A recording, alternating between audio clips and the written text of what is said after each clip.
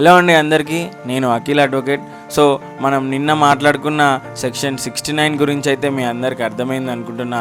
యాక్చువల్గా ఆ video record చేయడానికి కారణం ఏంటంటే, నాకు తెలిసిన ఒక వ్యక్తి నాకు కాల్ చేసి ఇలా ఒక అమ్మాయి నాకు పరిచయం అయింది, ఆ పరిచయం కాస్త ప్రేమగా మారి మేము ఇద్దరం కలిసి ఒక 6 నెలలు సహజీవనం చేశాం సార్.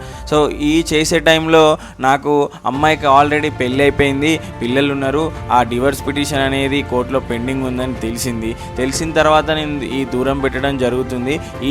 ఈ క్రమంలో అమ్మాయి చేతులు బ్లేడ్లతో కోసుకొని నేను ఉరేసుకుంటా అని చెప్పి ఒక వీడియోలు అనేది తీసి స్టేటస్లో పెట్టడం, నాకు పంపించడం జరుగుతుందని చెప్తే నేను ఒక కంప్లైంట్ ఇలా రాయని చెప్పి అతనికి చెప్తే అదేవిధంగా కంప్లైంట్ రాసి పోలీస్ స్టేషన్లో ఇవ్వడం జరిగింది. సో ఇచ్చిన తర్వాత నిన్న సాయంత్రం అమ్మాయిని పోలీస్ స్టేషన్కి పిలిచి కౌన్సిలింగ్ ఇద్దామని కూర్చోబెడితే అమ్మాయి స్టార్టింగ్ బాగానే ఉంది, నాకు నువ్వు కావాలి, ఖచ్చితంగా నేను పెళ్లి చేసుకుంటా అది అని చెప్పి లాస్ట్కి వచ్చేసరికి నాకు ఒక 10 లక్షల అమౌంట్ ఇస్తే నేను నిన్ను వదిలేస్తా, నీ మీద ఎలాంటి కేసులు పెట్టను అని చెప్పి డిమాండ్ చేయడం జరిగింది. సో మనం ఇక్కడ అర్థం చేసుకోవాల్సింది ఏంటంటే, మనం బయట అమ్మాయిలు ఎంత దారుణంగా ఉన్నారో అర్థం చేసుకోండి.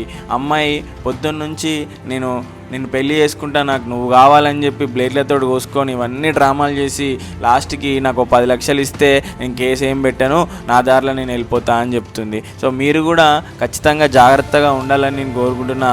ఎందుకంటే మీరు ఇంత కష్టపడి మీ కెరియర్ బిల్డ్ చేసుకొని ఇప్పుడిప్పుడే మీ కెరియర్ కోసం అడుగులేస్తున్న సమయంలో ఇలా ఏదన్నా ఒక అమ్మాయి ట్రాప్లో పడితే మీ కెరియర్ అంతా నాశనం అవుతుంది. రేపు పొద్దున మీరు జైల్లో జీవించాల్సిన పరిస్థితి అయితే ఏర్పడుతుంది. ఇన్ కేసు ఆ అమ్మాయి డిమాండ్ చేసిన పైసలు ఇద్దామన్నా అన్ని లక్షలు సేవ్ చేసుకున్న వయసు అయితే మనది కాదు. సో మీ అందరికీ ఒకటే విజ్ఞప్తి, ఖచ్చితంగా మీరు అమ్మాయిల విషయంలో చాలా జాగ్రత్తగా ఉండండి.